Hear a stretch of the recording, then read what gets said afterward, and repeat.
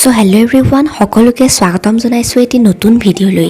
ৰজনীগন্ধা ধাৰাবাহিকখনৰ আজিৰ খণ্ডটি চাবলৈ বহুত বেছি ইণ্টাৰেষ্টিং হ'বলৈ গৈ আছে, কিয়নো যোৱাটো খণ্ডত আপোনালোকে দেখিবলৈ পাইছিলে ঝৰ্ণা দত্ত, নিহাৰ আৰু শ্ৰুতিয়ে ঘৰ মাটি কিনিবলৈ ৰজনীগন্ধাহঁতৰ ঘৰলৈ গৈছিল আৰু তাতে ঝৰ্ণা দত্তই ৰজনীগন্ধা আৰু আইৰ ফটো এখন দেখি ৰজনীগন্ধাক ক'ৰবাত দেখিছোঁ বুলি মনত পৰি মানুহগৰাকী চিন্তাত পৰিছিল।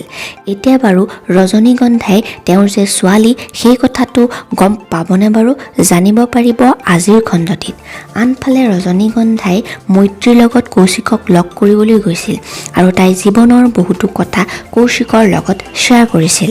আনফালে আয়ে ল'ৰাটোক এই ঘৰ মাটি বাৰী একো বিক্ৰী কৰিবলৈ নিদিওঁ বুলি কোৱাত লুটুৰ খং উঠিব আৰু ৰজনীগন্ধাক মাক দেউতাক জীয়াই আছে যদি এই ঘৰ এৰি গুচি যাবলৈ কৈছিল। আৰু আজি ৰজনীগন্ধাই লুটুৰ কথাত দুখ মনেৰে বহি থাকিব আৰু আয়ে কি হৈছে বুলি সোধাত ককায়েকে ঘৰ এৰি যাবলৈ কৈছে বুলি ক'ব।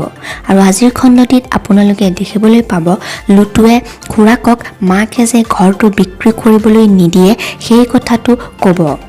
এতিয়া বাৰু লুটুৱে বেলেগ কি পৰিকল্পনা কৰিব, ঘৰটো বিক্ৰী কৰিব পাৰিবনে বাৰু? আৰু ঘৰটো বিক্ৰী কৰি দিলে ৰজনীগন্ধা ক'লৈ যাব বাৰু? এই সকলোবিলাক জানিব পাৰিব ৰজনীগন্ধা ধাৰাবাহিকখনৰ আজিৰ খণ্ডটিত। সেয়েহে আজিৰ খণ্ডটি চাবলৈ বহুত বেছি ভাল লাগিব।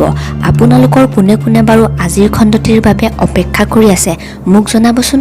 আৰু ৰজনীগন্ধা ধাৰাবাহিকখন যদি ভাল পায় চেনেলটি ছাবস্ক্ৰাইব কৰি ল'ব আৰু আগলৈও ৰজনীগন্ধা ধাৰাবাহিকৰ লগতে আন ধাৰাবাহিকৰ প্ৰমোসমূহ জানিবলৈ চেনেলটি ছাবস্ক্ৰাইব কৰি থ'ব।